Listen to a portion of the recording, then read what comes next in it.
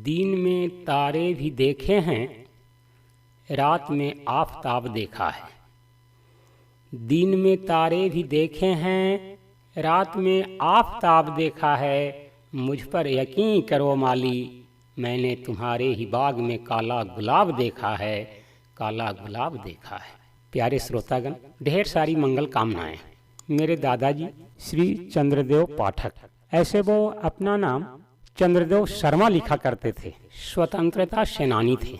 1942 के मूवमेंट में उन्होंने सक्रिय भूमिका निभाई थी भारत छोड़ो आंदोलन के समय, और अपने परिवेश में, अपने घर समाज में पाठक संस्कृति की एक नई रचना कर दी थी।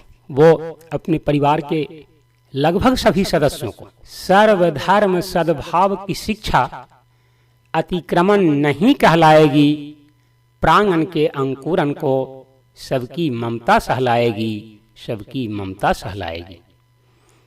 परिवार के प्रत्येक सदस्य को सर्वधर्म समभाव की शिक्षा हमेशा देते रहे, और पाठक संस्कृति के अनुसार उन्होंने हमेशा इस बात का ख्याल किया कि किसी भी धर्म को, किसी भी मजहब को, किसी भी व्यक्ति को, यहाँ तक कि किसी भी जीव को, चाहे वो वनस्पति हो अथवा पशु पक्षी, अलग और नीचा नहीं समझना चाहिए। और जो स्वतंत्रता सेनानी हो, वो तो पूरे देश के लिए लड़ रहा था, पूरे देश उसका अपना था, देश का एक एक बच्चा उसका अपना था। वे पेंशन भी प्राप्त किए, भारत सरकार से उन्हें पेंशन ही मिला, और इस प्रकार वो अपने जीवन काल में पेंशनधारी भी बने स्वतंत्रता सेनानी हेतु, फ्रीडम फाइटर के रूप में।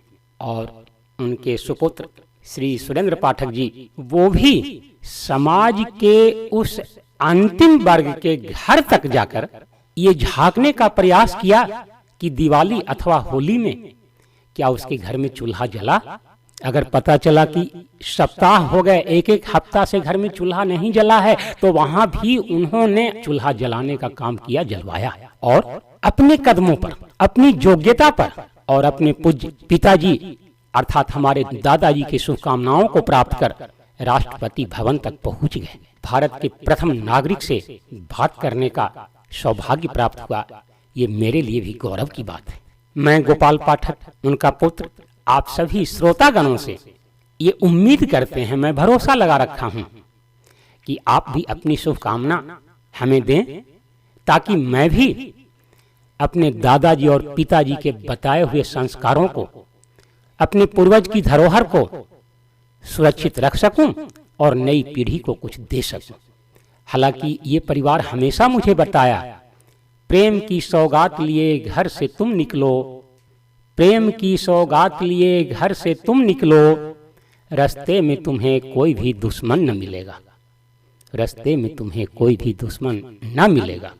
ऐसे आप अगर कोई परीक्षार्थी वर्ग के हैं, परीक्षा देने से संबंधित या जीवन की कठिनाइयों को झेलते हुए, अपने जीवन के कष्टमय परिस्थितियों से उलझते हुए आगे बढ़ रहे हैं, तो मैं एक सफलता का मंत्र, एक संस्कार का मंत्र देना चाहता हूं, और वो है एकदम बिल्कुल बिस्तर पर सोने से पहले या सुबह सवेरे बिस्तर से उठने के बाद यदि 11 बार मंत्र का उच्चारण आप कर लेते हैं, तो मैं समझता हूं आपके जीवन की विभिन्न क्षेत्र की कठिनाइयां और परेशानियां स्वतः समाप्त हो जाएगी। समस्याएं आती है, जीवन में समस्याएं आती है, आनी भी चाहिए, और समस्याओं का समाधान भी होता है। वो है मंत्र, मोरी सुधारहि सो सब भांति, जा सुकृपा नहीं कृपा अघाती।